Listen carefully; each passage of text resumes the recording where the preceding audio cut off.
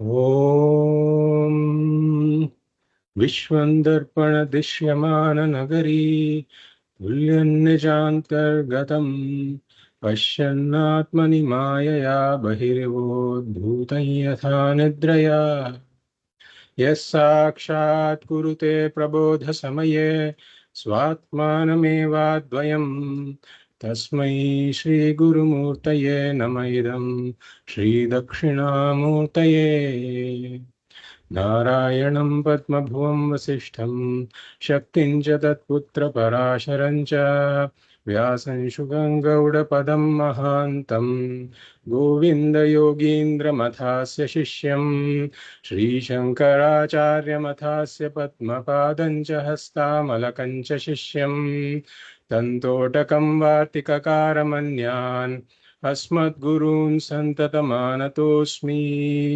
श्रुतिस्मृतिपुराणानाम् आलयं करुणालयं नमामि भगवत्पादं शङ्करं लोकशङ्करम् शङ्करं शङ्कराचार्यं केशवं बादरायणं सूत्रभाष्यकृतौ वन्दे भगवन्तौ पुनः पुनः परब्रह्मनिष्ठं स्वतो धर्मनिष्ठं अहिंसैकनिष्ठं स्वशिष्यै सुजुष्टं यतीनां वरिष्ठं गुरूणां गरिष्ठं दयानन्दरूपं मदाचार्यमीडे नमः श्रीपरमार्थाय संसाराध्यासनाशिने श्रोत्रियब्रह्मनिष्ठाय तस्मै ब्रह्मविदे नमः सदाशिवसमारम्भां शङ्कराचार्यमध्यमाम् अस्मदाचार्यपर्यन्तां वन्दे गुरुपरम्पराम्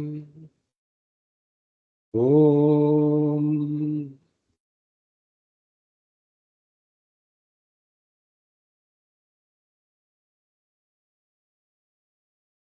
I welcome you all to the third class of the Atma Bodha series. And we will start each class with the first shloka of Atma Bodha, taking it to be the Mangala shloka. Some people may raise a question that the first shloka is talking about the Anubandha Chatushtayam. Why do we take it as a Mangala shloka? And what we say is that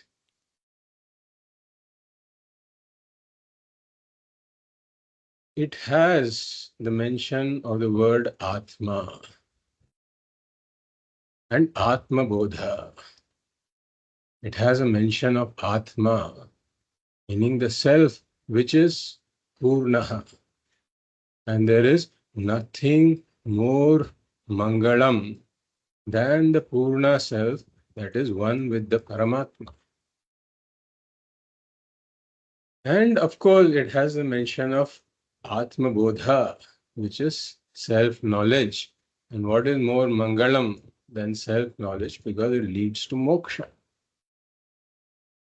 And therefore, we take this as a Mangala shloka and we'll chant it.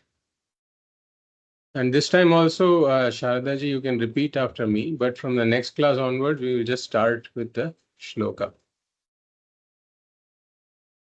Tapobhihi kshina papanam तपोभिः क्षीणपापानां shantanam vitaraginam कान्तानां वीतरागिणां mumukshunam apekshyoyam मुमुक्षूणाम् अपेक्ष्योऽयम् atma bodho vidhiyate. आत्मबोधो विधीयते.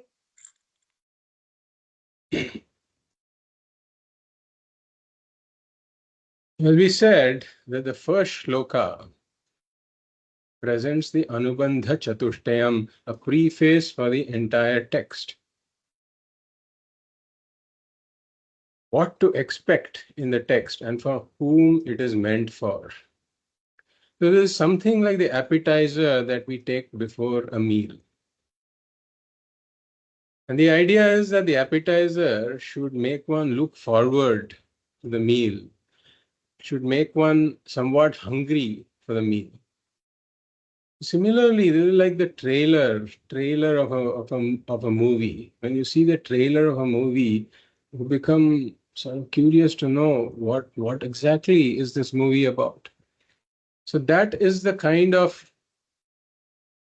appetizer that this first shloka is, and it talks about the four factors.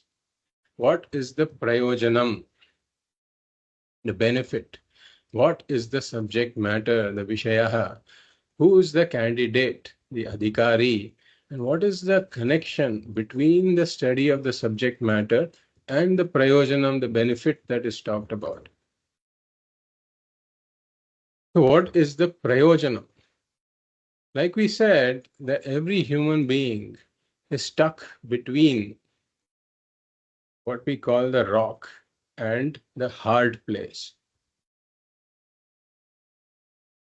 The rock is his own conclusion that I am deficient, wanting, inadequate, I am apurna.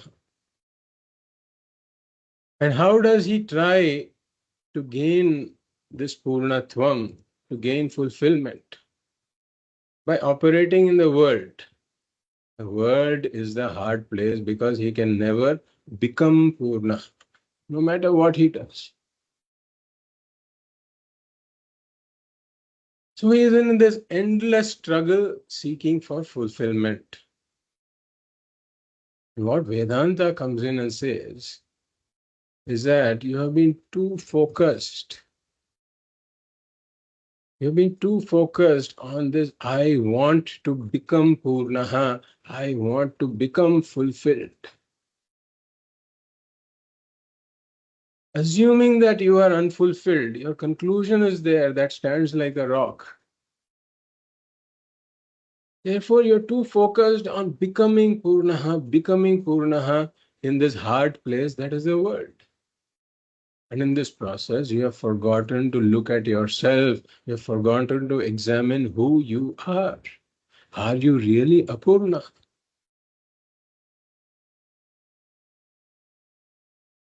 So Vedanta says, Atma vare drashtavyaha, the Atma has to be examined. And Shokam tarati Atmavid, that the knower of Atma transcends sorrow, goes beyond sorrow, ends this entire struggle.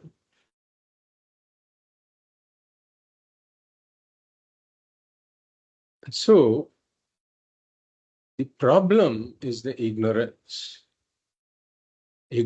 of my own Purna nature. The solution is self-knowledge, Atma Bodha. And this self-knowledge is the avantara prayojanam or the intermediate prayojanam. This self-knowledge is not something that directly appeals to a human being. Therefore, what Vedanta says is through this self-knowledge, what you gain is this purnatvam that you have been seeking all your life in this hard place that is the world. Trying to become Purnaha, you have been trying to become Purnaha. That same Purnatvam you gain through self-knowledge, through Atma Jnanam. So the Prayojanam is Atma Jnanam, but through that Atma Jnanam, the Mukhya Prayojanam you gain is the Purnatvam that you have been seeking for. Then the second point is the Vishaya. So the Vishayaha here is clearly the Atma, the I, who am I, and how this I is Purna. Then the third topic is the adhikāri, who is the candidate. And this is what the shloka mentioned, Tapobhihi kshina papanam shantanam vitaraginam mumukshunam. So the adhikāri is a mumukshu. And who is a mumukshuhu? A mumukshuhu is one who has discovered the problem of samsara, the discovery of the problem that the struggle to seek fulfillment out of the first three purusharthas of artha, kamaha, and dharmaha is a never-ending pursuit. This is the adhikāri, a mumukshu who has discovered the problem of samsara. And now he wants to gain this purnatvam, but he understands that artha, kama and dharma cannot lead me to this purnatvam. And therefore he is now trying to seek this purnatvam through some other means other than artha, kama and dharma. He may not be entirely clear as yet what that other means is. That is what the text is going to talk about. So this is the mumukshuhu. But then it qualifies the mumukshuhu further, saying Kshina Papanam. Like we saw, Kshina Papanam refers to those in whom the defects of the intellect, such as ragas and dveshas and other defects of the intellect, are not there. And what do these defects of the intellect do? The defects of the intellect cause delusion in terms of the priorities and goals of life. What does it mean? Shina Papanam means this person is free of these defects of the intellect that lead to a delusion in terms of the goals and priorities of life. So, what are these defects of the intellect? We said there are threefold defects of the intellect, threefold impurities: malaha, vikshepaha, and ajnanam. Malaha is that kind of impurity that leads to the pursuit of nishiddha karmas, prohibited actions, or something that leads to a lot of attraction to sense objects, or to inauspicious thoughts that lead one astray in general. This is the malaha. Vikshepaha, the constant preoccupation of the mind jumping from one topic to another. So the malaha, as we said, goes through the practice of karma yoga. Vikshepaha goes through the practice of upasana yoga. The third impurity is the root Atma Ajnanam. And this Atma Ajnanam only goes through the study of Vedanta.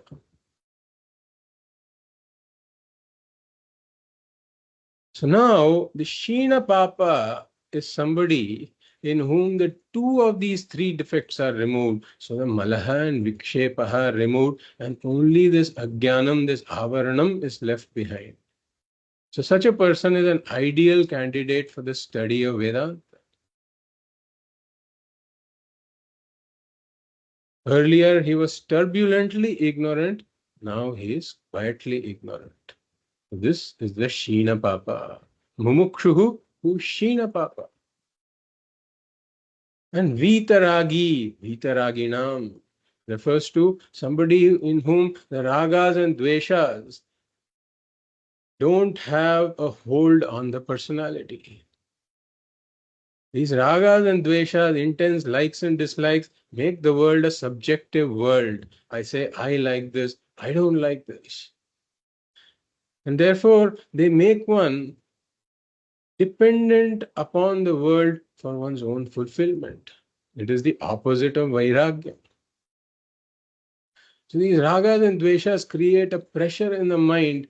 And how is this pressure released? By acting in the world, trying to arrange the world in accordance with my likes and dislikes. Kriti mahodadhau patana karanam alama shashratam gati nirodhakam. So they entrap one in a quagmire like situation where one acts, but then the actions never quite give me the fulfillment. So one keeps acting in the world. Why? Because of the pressure of the ragas and dveshas. Therefore, these ragas and dveshas, as long as they are there, the teaching cannot work because it will be a highly restless mind or disturbed mind. Therefore, the key is to convert these ragas and dveshas into preferences. If the object of my like is there, all right, well and good. If it is not there, all right. This is the kind of an attitude that a person has when the ragas and dveshas have been converted into preferences. So this is the disempowerment of the ragas and dveshas. So such a person who has disempowered the ragas and dveshas, neutralized the ragas and dveshas, is a vitaragi. Mumukshuhu, Shina Papa, Vitaragi. So like we said, that Mumukshuhu is there. Mumukshutvam, one of the fourfold qualifications. Mumukshutvam. Shina Papa, like we said, are the removal of the defects of the intellect that leads to a confusion in terms of priorities. So one who has removed these defects of the intellect doesn't have a confusion now in terms of the priorities. That means he has viveka. The Kshina Papa refers to one who has viveka, because the defects of the intellect that lead to a confusion in terms of the priorities are not there. And the Vitaragi is one who has disempowered the ragas and dveshas, no more dependent on, no more longing for, no more clinging to the objects of the world. So such a person has vairagyam. And then Shantanam refers to Shamadhi Shatka Sampattihi. Shama, Dama, Uparama, Titiksha, Shraddha, and Samadhana. So the first verse is in fact talking about Viveka, Vairagyam, Shamadhi Shatka Sampattihi, and Mumukshutvam. This is the adhikāri for Vedanta, and for such an adhikāri, Atma Bodha is being prescribed. And then there is the fourth factor of the Anubandha Chatushtayam. What is the Sambandha between the study and the Purnatva? As we point out, that the study results in the generation of self-knowledge. The self-knowledge leads to Purnatvam. So the study of this subject matter, this text, is the producer of self-knowledge. And self-knowledge is the produced. So there's a producer-produced relationship between the text and self-knowledge. And what is the relationship between self-knowledge and moksha, or this purnatva? It is a sadhana, sadhya sambandha, the relationship between a means and the end achieved through the means. So this is the Anubandha Chatushtayam, and the Sambandha is talked about more in this second verse. But like we said, there's one more word we have to complete in the first verse before we move to the second verse. And that is the tapobhihi. This tapobhihi is a significant word here. What is it referring to? Is the tritiya bahuvachanam of the word tapas. The third case, plural of the word tapas, which indicates that through this means one becomes an adhikāri, tapobhihi, shina papanam, shantanam, etc. How does one become an adhikāri? Tapobhihi, through various kinds of tapas. So what does the word tapas refer to here? It refers to a life of karma yoga. And here in karma yoga, we include upasana yoga also. So what is karma yoga then? We will summarize karma yoga that we have seen earlier, and we will walk through a quick summary, a quick recap of what karma yoga is.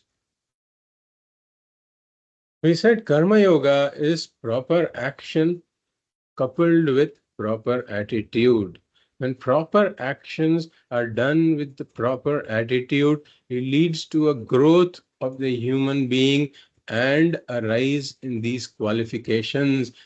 It makes one an adhikāri for Vedanta.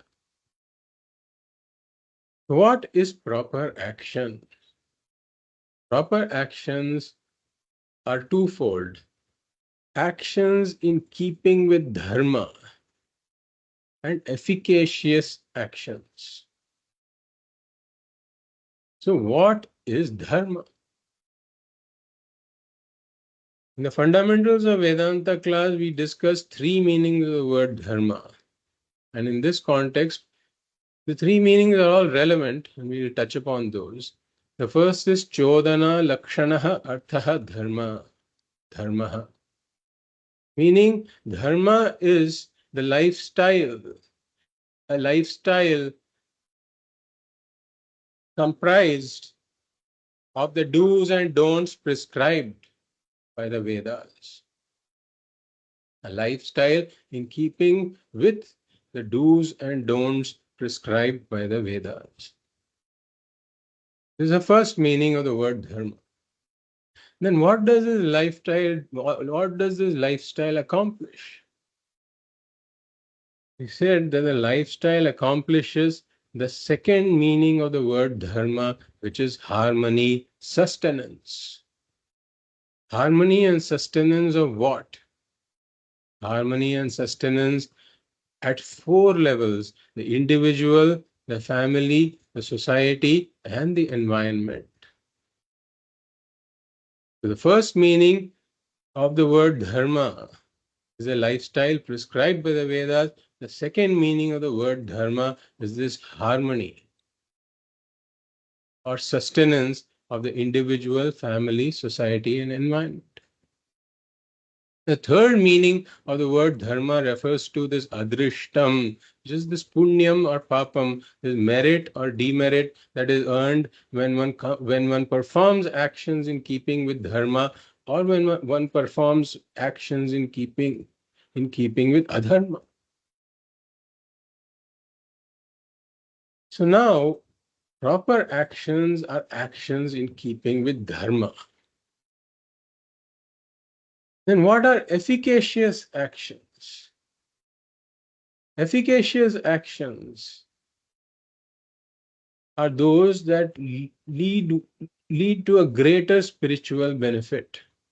So actions themselves can be classified into three categories: sattvika, rajasa, and tamasa.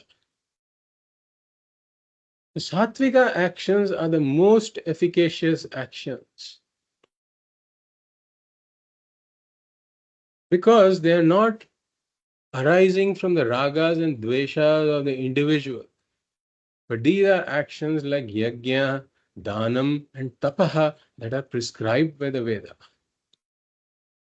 Yajna refers to reverential offerings. Dhanam refers to all kinds of charity and other acts of kindness that one acts of compassion that one performs in the world. And tapaha refers to all kinds of austerities. So these are efficacious actions. And yajna comprises of the Panchamahayajna, like Deva Yajna, Pitri Yajna, Brahma Yajna, Manushya Yajna, Bhuta Yajna. Reverential offerings to the Devatas, reverential offerings to our ancestors, reverential offerings to the Rishis, reverential offerings to the fellow human beings, and reverential offerings to the beings around me and for the sake of the environment. These are the Panchamahayajnas. These bring out the contributor in this person, because these are not based out of the Rāga Dveṣas of the person. These are the most efficacious actions that contribute to one's spiritual growth. Now, the second type of actions are Rajasa karmas. Rajasa karmas are those that have their origination in the ragas and dveshas of the individual. They are made, they arise from the ragas and dveshas of the individual. And therefore, they make one a consumer in this world, not a contributor. And such actions, they don't have such a great potential for the upliftment of the person spiritually. They may uplift a person materially, but may not have that same kind of, will not have the same kind of impact as the sattvika karmas do in terms of the spiritual growth of the individual. And lastly, there are tamasa karmas, the tamasa karmas, nishiddha karmas that have to be avoided altogether because they lead to a downfall of the human.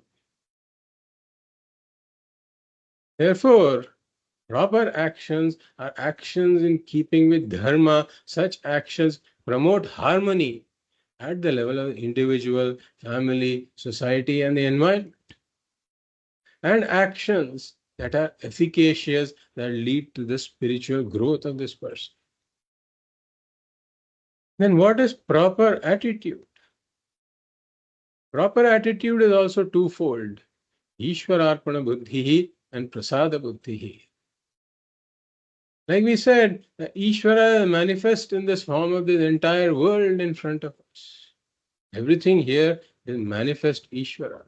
And so this principle of harmony that promotes the well-being of the world, due to which the world is sustained. Just like a body is sustained because of health.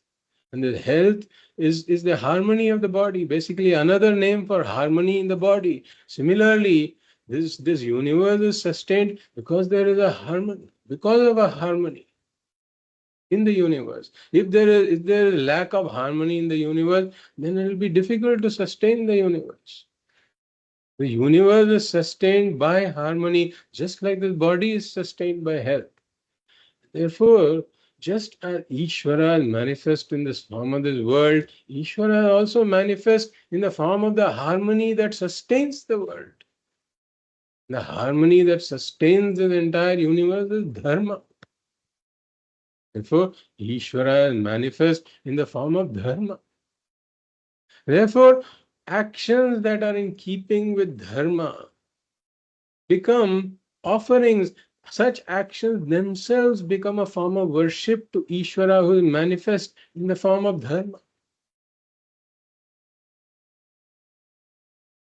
The actions in keeping with dharma become a form of worship to Ishvara. They themselves become a form of offering to Ishvara. And with this attitude, these actions are done. This is Ishvararpana buddhi.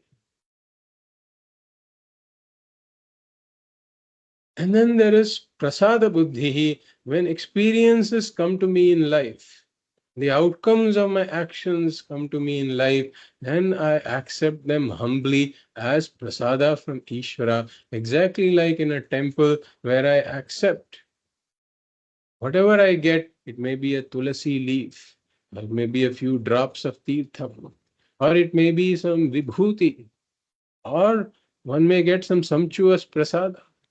Whatever one gets, one accepts it graciously. One accepts it with humility, without complaint. So this kind of an attitude is prasada buddhi. That same attitude I bring to my life in general. All my experiences I accept with the attitude of prasada. And we say that this kind of a lifestyle leads to a dilution of the ragas and dveshas, leads to a neutralization of the ragas and dveshas. And how does that happen? At the time of performance of the actions, I go by what is dharma. I say that if whatever I do, I will do it. I will do it if it is in keeping with dharma, and I will not do it if it is not in keeping with dharma, irrespective of what my ragas and dveshas say. My ragas and dveshas may be impelling me to go in a particular direction, but I step back and I evaluate, is this dharma or adharma? And I proceed in that direction only if it is dharma. If it is adharma, I don't proceed in that direction. So in this manner, I develop a distance from my own ragas and dveshas. I'm stepping back. I'm stepping back from my ragas and dveshas. I'm not reacting based on my ragas and dveshas. Then at the time when there are experiences that come to me in life, at that point, my ragas and dveshas may clamor, saying, this is not what I expected, this is opposite of what I expected. And then again I step back. I say, this is a result where my action has been processed by the laws of Ishvara.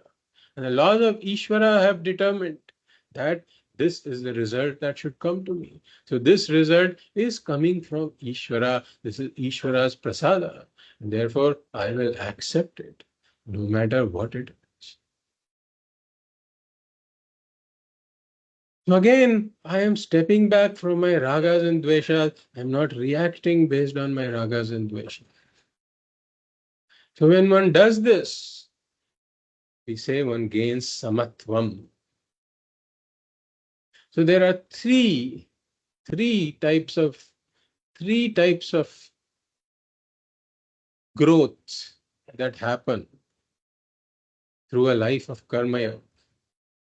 One gets a spiritual inclination, one gets the spiritual competence, and one also gets the spiritual opportunity.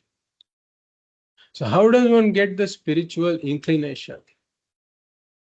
Like we said, that this person, for such a person, the turbulence of the mind starts to come down.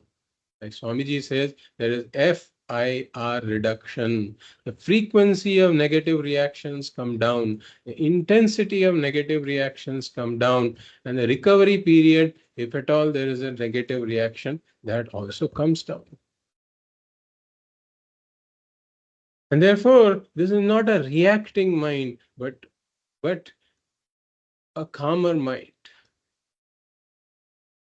And when the mind is not reacting, then it becomes a learning mind.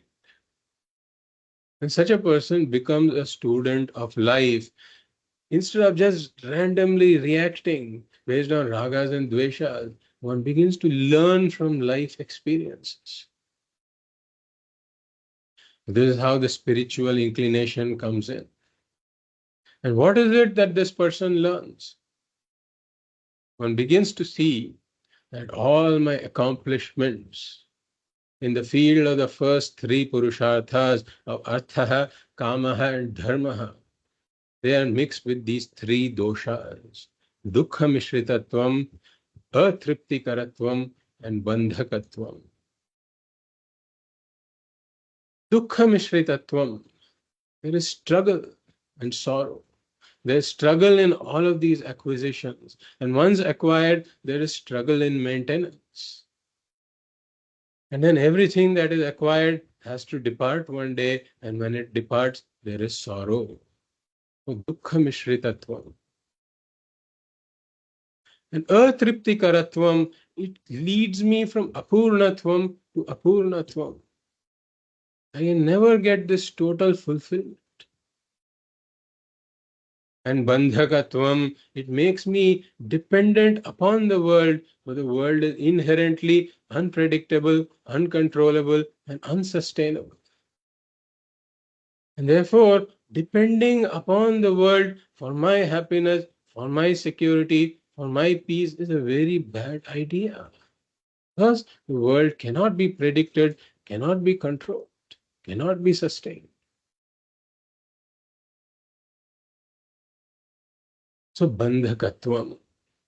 So, I should seek for some other source for my peace, security, and happiness. This world is not the right source. So, this is how the spiritual inclination comes in. So, initially, one may have been a materialistic person when one enters karma yoga, that artha, kama pursuits are predominant. But as one continues with the life of karma yoga, then one more purushartha comes in. Earlier it was artha, kama, and dharma for the sake of artha and kama, but now moksha purushartha start to come into the picture. And earlier, perhaps when this desire for moksha might have been a manda desire, desire number 57 on the list. But through the life of karma yoga, this desire also has grown in priority. It may become number 5, then number 3, then number 1, with a few other things, 2, 3, 4, and 5. But at some point, it becomes the only pursuit that he sees that is worth pursuing. This is why we talk about the moksha desire as being a cannibal desire. Once it comes into the list, and it starts to eat up all the desires above it, and gradually it moves until it becomes the only desire. This is the spiritual inclination. But then having the spiritual inclination alone is not enough. It's like someone saying that I want to pass this particular entrance exam. And then he doesn't have the preparation that is meant to make him pass the exam. So there are other qualifications, supporting qualifications that are needed if this pursuit has to be successful. And that spiritual competence also this person gets. How? Because he begins to see that this pursuit of artha, kama, and dharma are not leading me to the purnatvam that I am seeking. This is viveka. And then he begins to see that step back. He begins to then step back from these pursuits. These pursuits start to be degraded, start to become degraded in the list of priorities. The goals of life are no more centered around these pursuits. And that is vairagya. And then the direct pursuit of this purnatvam somehow, through some means other than artha, kama, and dharma, he is starting to explore. This is mumukshutvam. And therefore, he gets the spiritual competence also.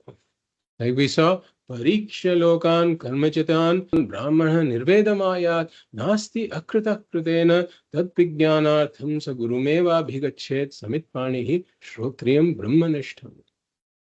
So pariksha lokan karmachitan, having examined this world that is gained, these experiences that are gained through karma in the field of artha, kama, and dharma.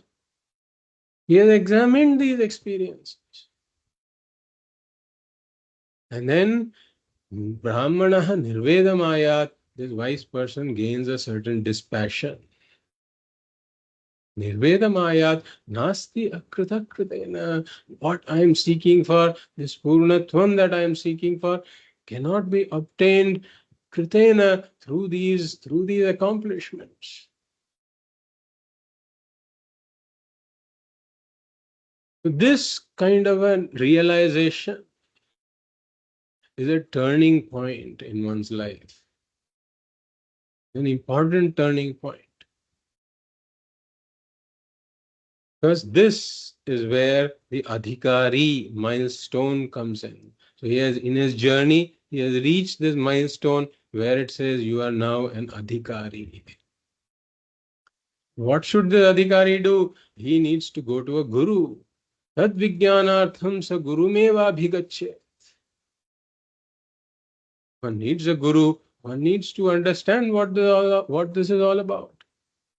Therefore, this gives him the spiritual opportunity also. So spiritual competence, spiritual inclination, spiritual competence, and spiritual opportunity. How? Here's where the third meaning of dharma comes in. The punya, these efficacious actions this person has done lead to the spiritual punya. These efficacious actions are basically nishkama karmas that don't originate from the ragas and dveṣas. They are the ones that are not done for this consumer, but done out of contribution.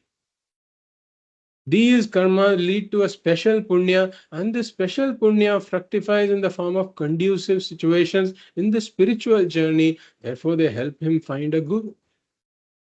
And then they also help him enter the study of Vedanta, Shravanam, Mananam, Nididhyasanam, the removal of obstacles in this study. All of that is accomplished by this spiritual opportunity that comes. So through tapobhihi, through the life of karma yoga, one becomes an adhikāri, and for such an adhikāri, Atma Bodha vidhiyate. Atma Bodha is being prescribed. So such a mumukshuhu, comes to a guru.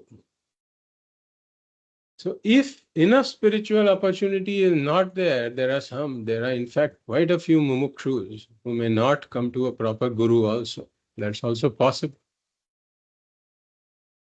But if such a mumukshu finds the right guru, then he naturally would ask the question, so how, what I'm struggling with this, you see. So how do I get there? This unconditional fulfillment, is there such a thing? If there is such a thing, how do I get there?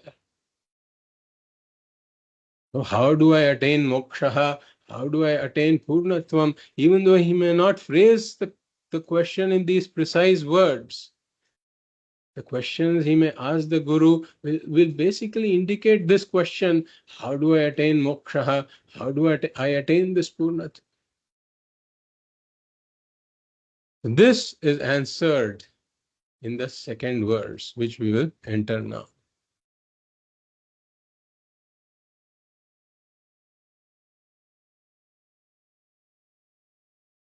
बोधोऽन्य साधनेभ्यो हि बोधोऽन्यसाधनेभ्यो हि साक्षान्मोक्षैकसाधनम् साक्षान्मोक्षैकसाधनम् पाकस्य वह्निवत् ज्ञानम् पाकस्य वह्निवत् ज्ञानम् विना मोक्षो न सिद्ध्यति.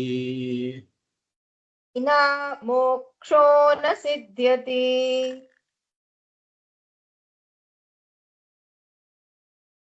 So how do I attain moksha? How do I attain this purnatvam I am seeking? This is the question the student puts to the guru.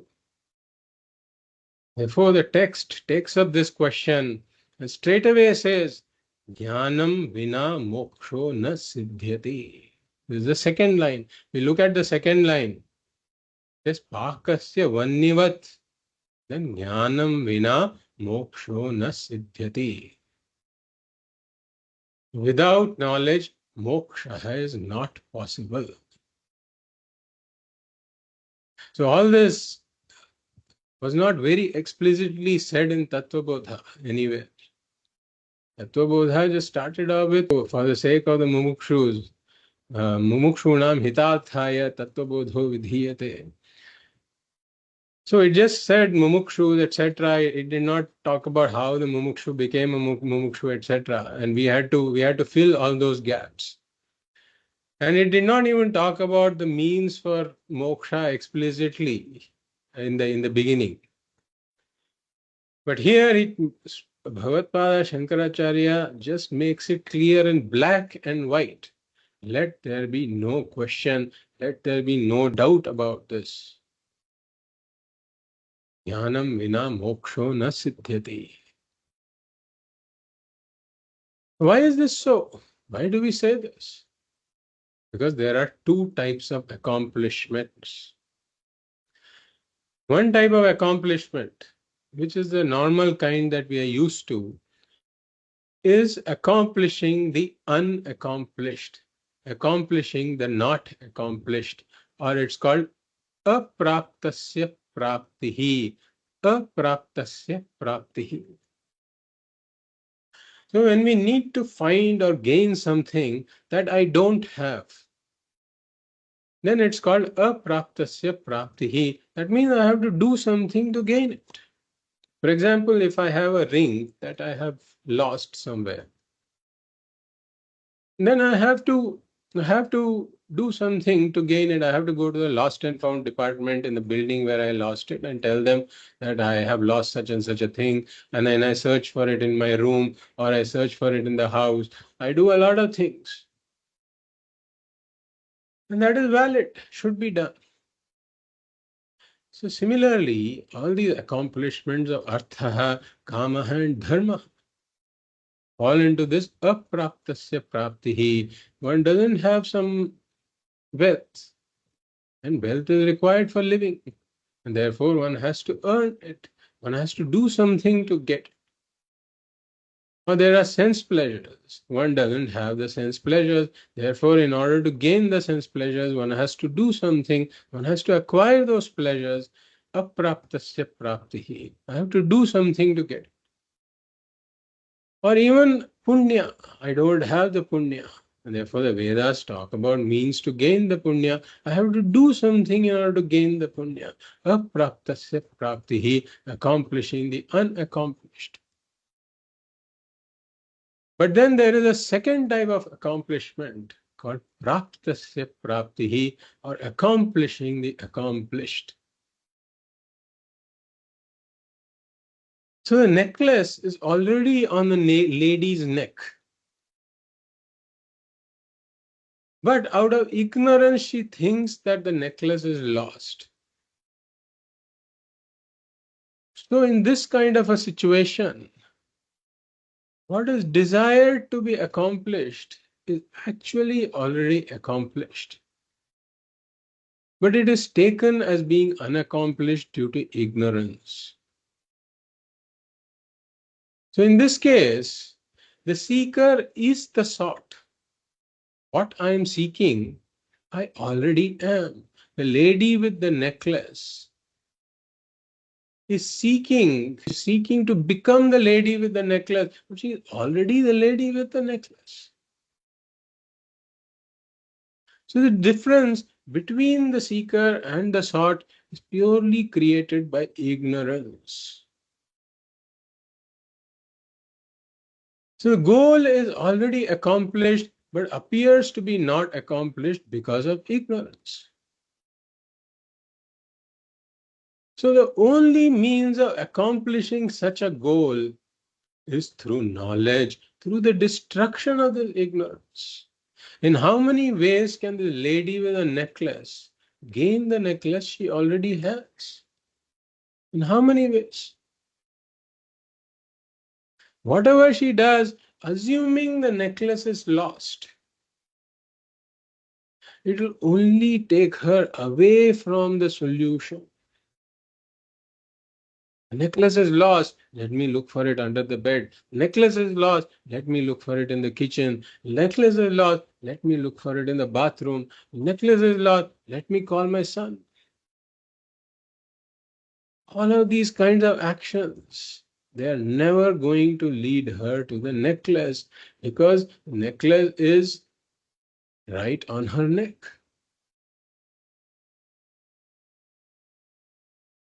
So commitment to such actions is only an amplification of the ignorance. It's a magnification of the ignorance. And it will only reinforce her ignorance. She is repeatedly saying necklace is lost, necklace is lost. That's all just reinforcing her ignorance. So only the knowledge that the necklace I have been seeking is already on my neck. Only such knowledge brings an end to her struggle, brings an end to the seeking. To accomplish the goal. See, all her seeking is to accomplish the goal. So only such knowledge ends her seeking to accomplish the goal, because she sees it's already accomplished. I don't need to seek it.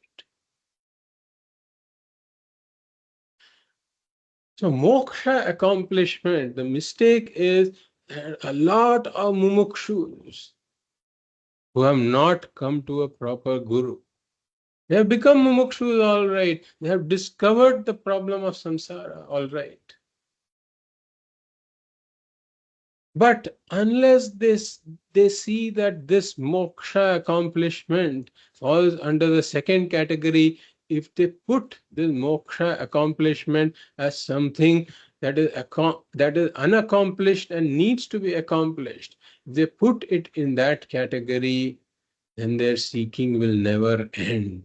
Their seeking for moksha will never end if they put it in the first category. For it is a very, very important note that Bhagavatpāda starts with here, Jnanam vina moksho na siddhyati. The only way to accomplish something that is already accomplished is to know that it is already accomplished. The only way to accomplish it is the knowledge that it is already accomplished. I don't need to accomplish it. That is why Jnanam is the only means to accomplish moksha. So now we come to the first line. Bodhonya sadhanebhyo hi sakshan mokshaika sadhanam. So here the word sadhanam. The sadhanam refers to a means. Sadhyate anena iti sadhanam. That when something is accomplished through something, then that second thing is called the sadhanam for accomplishing the goal. If I have to go to a particular place, then the vehicle helps me get there. The vehicle becomes a sadhana. The question is that I have to attain moksha. What is the sadhanam for moksha? What is the sadhana? So like Bhagavatpāda said, Jnanam vina moksho na siddhyati. Jnanam is the only sadhana. So one may raise an objection here. But the scriptures prescribe so many sadhanas, so many disciplines for moksha. There is karma yoga, upasana yoga, ashtanga yoga, nama japa, parayanam, pranayama, yajna, tapaha, austerities, fasting. So many things are there.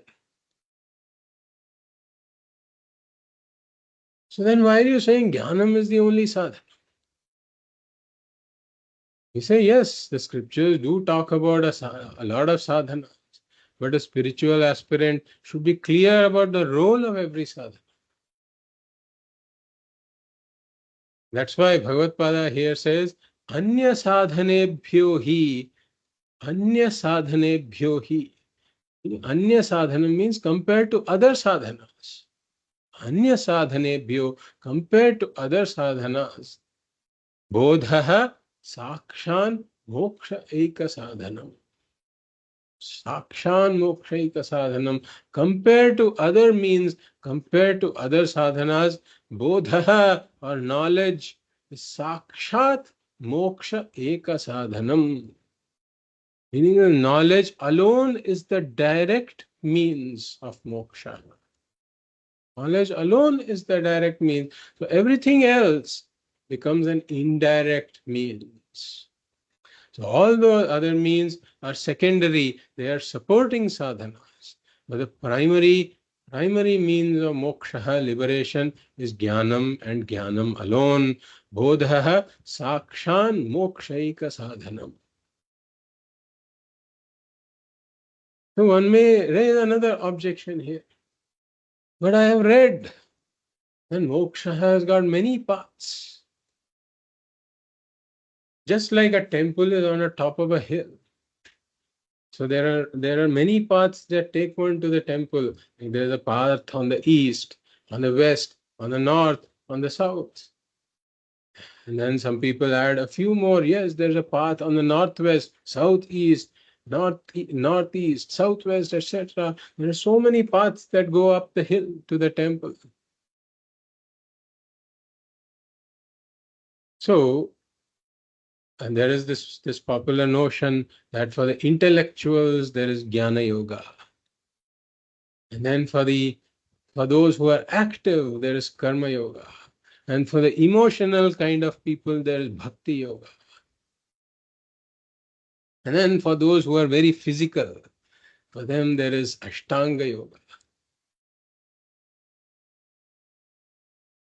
or raja yoga. Here Shankaracharya Bhagavatpāda makes it very clear, nothing doing. Jnanam vina moksho na siddhyati anya sadhanebhyo hi moksha bodha sakshan mokshaika sadhana. All those you mentioned, asanas, bhakti, karma, etc., they are useful for everybody. They are useful for every sadhaka. And therefore, they have a role to play in the life of every sadhaka. But then, all those paths must finally come and converge to this one path finally. That is jnanam. Like Pujya Swamiji says, yes, the temple may have multiple paths up the hill that lead to the temple. Sure, there can be.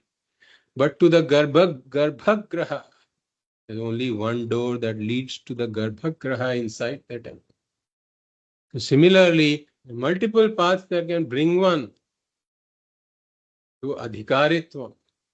But once there is adhikaritvam, then to moksha, there is the only path, that is jnanam. And again, we emphasize that when the goal to be accomplished is already accomplished, but not known as accomplished, the only solution is know that it is accomplished. Therefore, there is only one door, that is jnanam. And that's why Bhagavatpāda Shankaracharya in another stotram, here Bhagavatpāda talks about a lot of accomplishments, but he criticizes those accomplishments, saying that you boast about having accomplished this and that. But so what, he says. So I'll read a few shlokas from that stotra,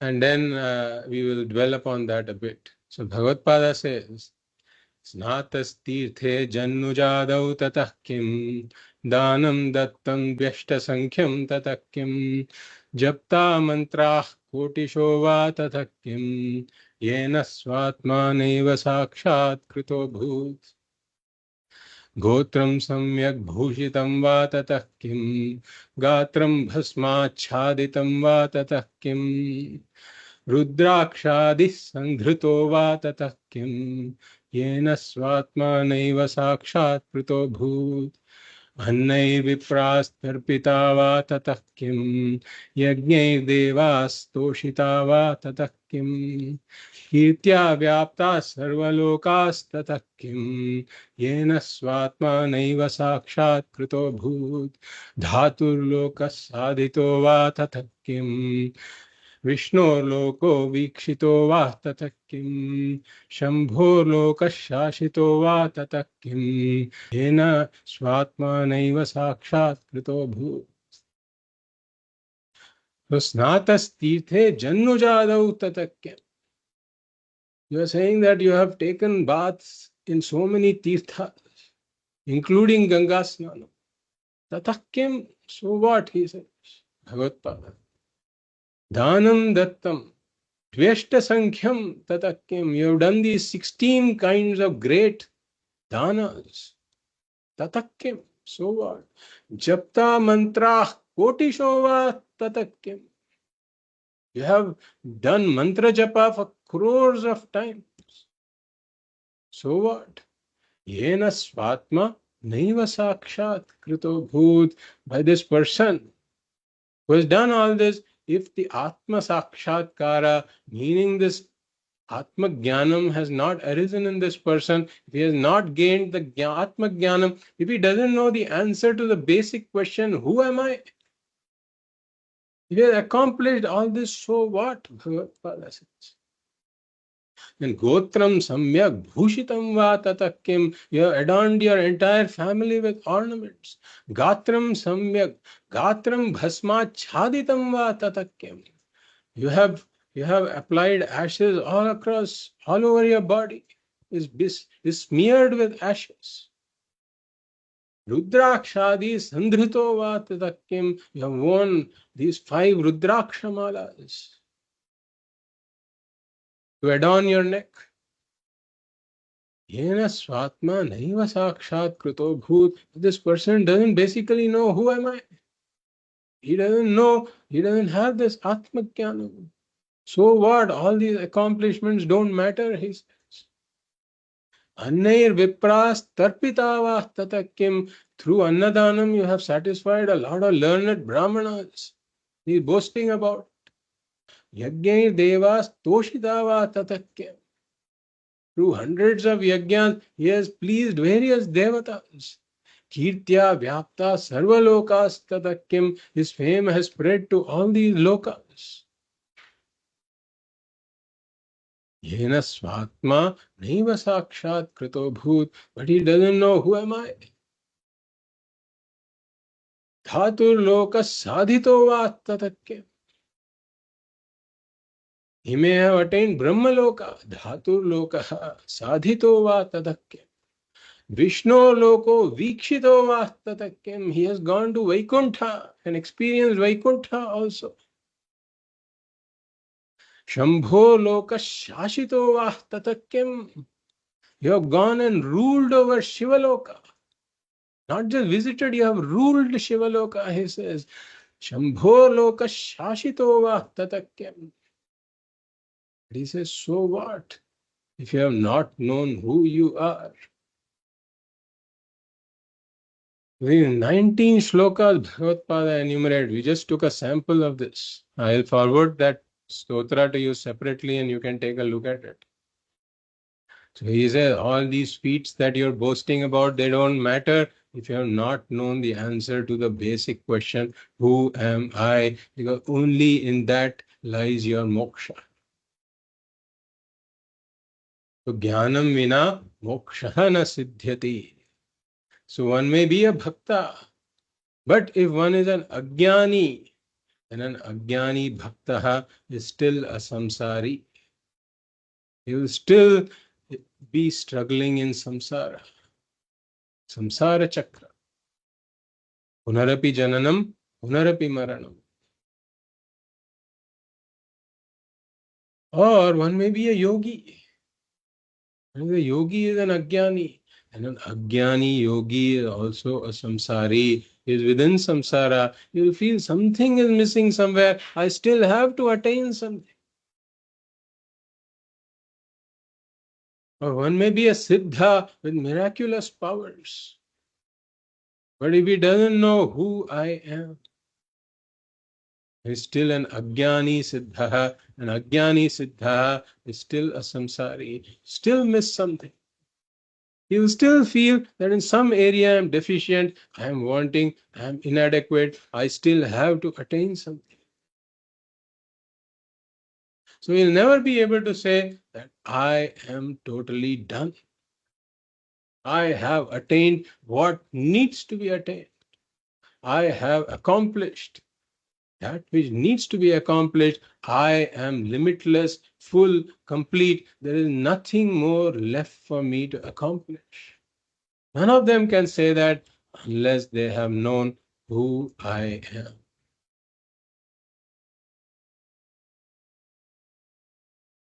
One may again raise an objection. But what about this yuga?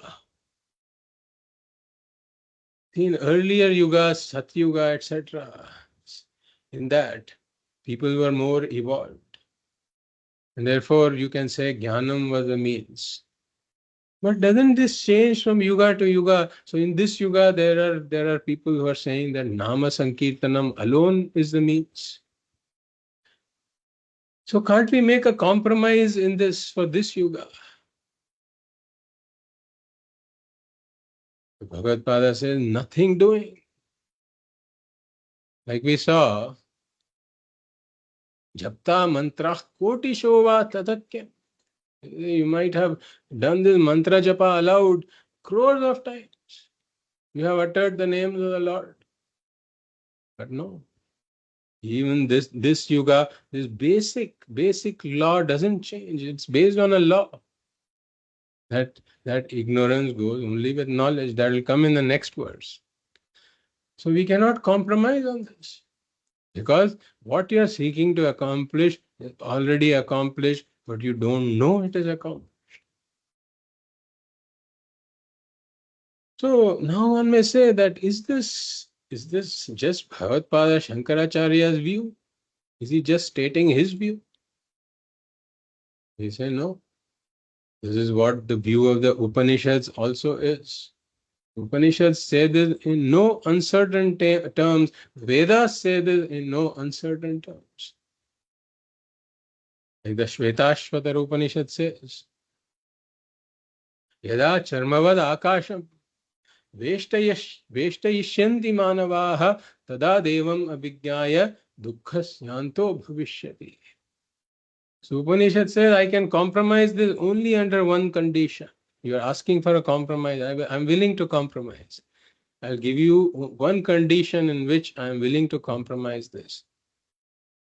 If you can find me a human being, or if human beings can roll up the space, roll up the sky like a carpet and give it to me. Under that condition, if you can accomplish this feat, then I am willing to say that without jnanam, moksha can be accomplished. Devam avijnaya dukkasyanto bhavishyati. The end of dukkha, dukkasyantaha bhavishyati. Devam avijnaya, without knowing this Atma. This can be allowed only if you accomplish this feat. Rolling up the sky like a carpet. Upanishad knows it's impossible. It's just a cheeky statement made by the Upanishad. So, jnanam vina moksha na siddhyati. And like we said, that Atma Bodha provides an example for every important idea. So this is where the second line comes in. It says, Pakasya vannivat. Pakasya vannivat.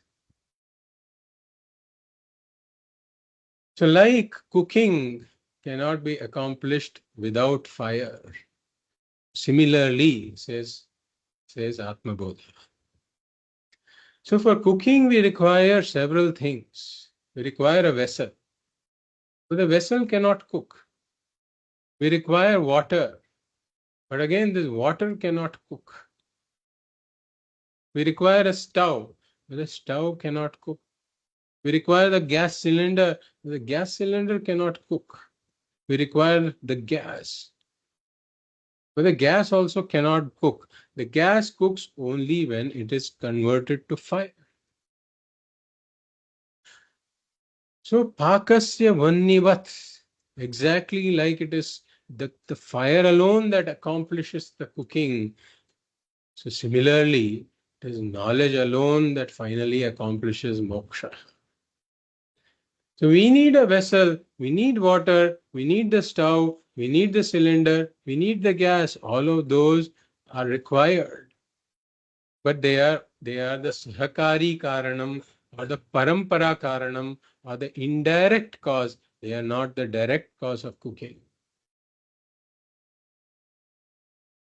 So Swamiji tells one interesting story in this regard, that there was a girl, probably 15, 16 or something like that, and she had never cooked before.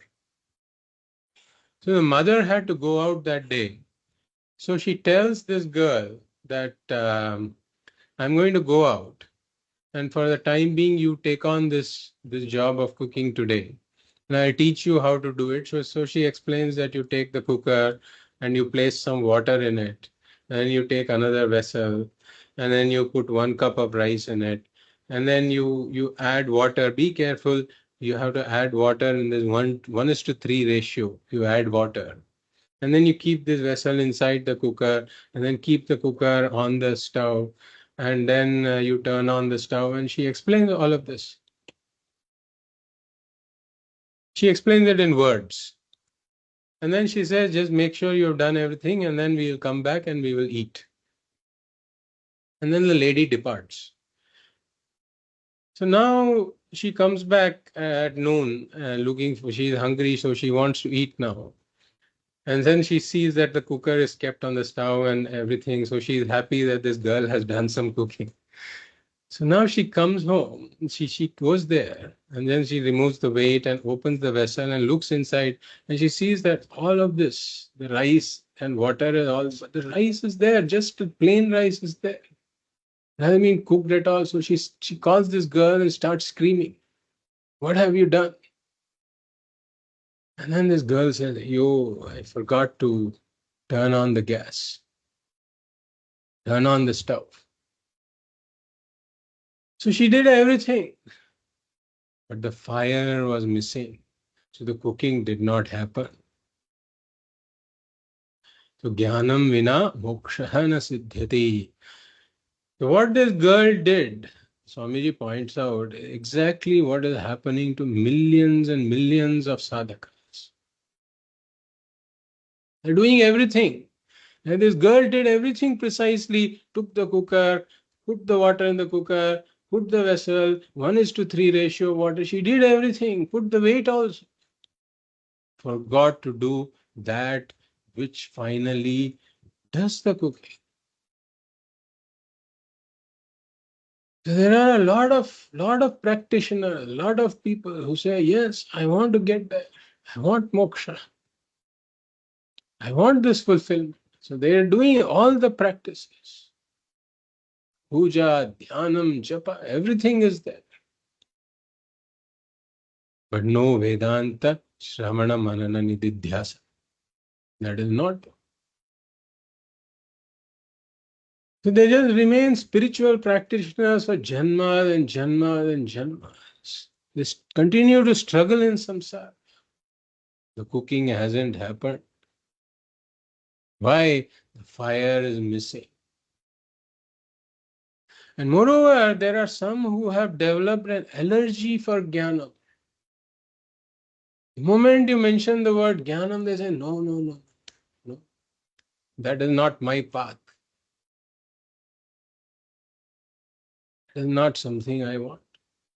They have a certain allergy for jnanam. They think that jnanam is somehow going to be opposed to their bhakti. Or some say that it is just academic scholarship. What are you going to gain by studying all this? No, this is all just intellectual knowledge. This jnanam, no, I don't want it. So all of these people are like this girl who did everything and they've just kept the cooker without the fire. So to know that there's a chicken and egg problem here also. That to know the study is necessary, one needs some study. Because only when one comes to the study and one starts to see the benefits of the study and what Vedanta is saying and why it is saying, only then one also realizes the importance of the study. But they never come to this study and therefore they don't even know the importance of the study. For example, right here, Atma Bodha, Bhagavatpāda Shankaracharya is telling us in no uncertain terms that Dhyanam vina moksha na siddhyati. So we are fortunate, we are studying this, so we know about this. So now imagine the plight of all those people who have not come to this point. They don't know about this fundamental principle and why it is a fundamental principle.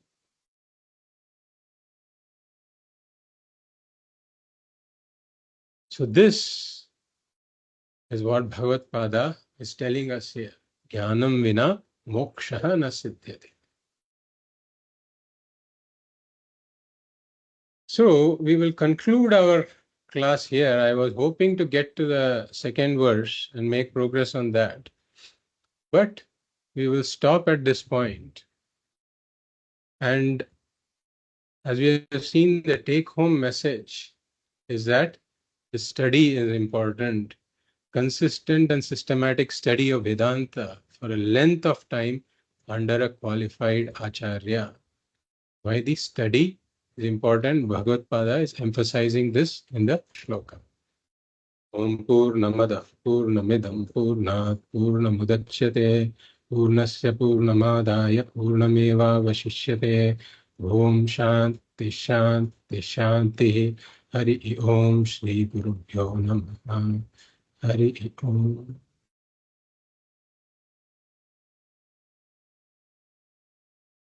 Yes, Vishwanathanji. Namaskar, Satyanji. One small clarification. Yes. Maybe my understanding or misunderstanding, you can correct, please. Sure. In the last session of Tattva Bodha, you have clearly taught us what is the truth of the life. Is what my understanding about Tattva Bodha. And this session, Atma Bodha, is making us to realize this truth. Am I right, sir? This is the correlation between Tattva Bodha and Atma Bodha. There's difference between these two. Am I right, sir?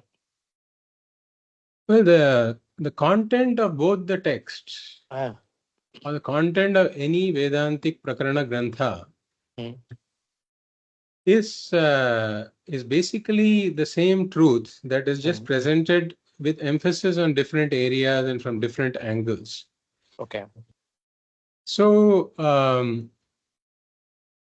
the idea is to do Shravanam based on this text, to do a study of the text. And the study, as we said, is a producer. What is the sambandha between the study and the prayojanam? The study should result in Atma Jnanam.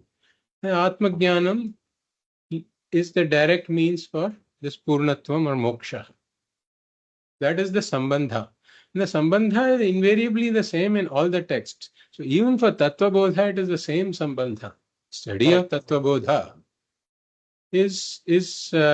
leads to this Tattva Bodha. Tattva Bodha is nothing but Atma Bodha. So the idea behind the text is the same. To lead me to Atma Jnanam and through the Atma Jnanam to Purnatvam. The difference is that Atma Bodha is a slightly more advanced text. Tattva Bodha is a more fundamental text. Like we said, Tattva Bodha, before it uses any term, it makes sure that it defines the term. Yeah. In Atma Bodha, like we said, Shantanam, he stopped there. He didn't talk about what Shantanam is. He didn't talk about Samadhi, Shatka, Sampatti, etc. All of this was discussed in a lot of detail in Tattva Bodha. Or he said Vitaraginam, he didn't talk about Vairagyam, what Vairagyam is. Or Mumukshunam, he didn't talk about who the Mumukshu is. So Moksho me Bhuyaditi Ichha, all of this was there in Tattva Bodha. So there is just that kind of a difference. And we will find that invariably every Vedantic Prakarana Grantha will be like this. That the underlying truth that is dwelt upon is the same, is dwelt upon with emphasis on different areas through different angles, and that's all. Okay. Thank you. Thank you very much. Yeah. Sure.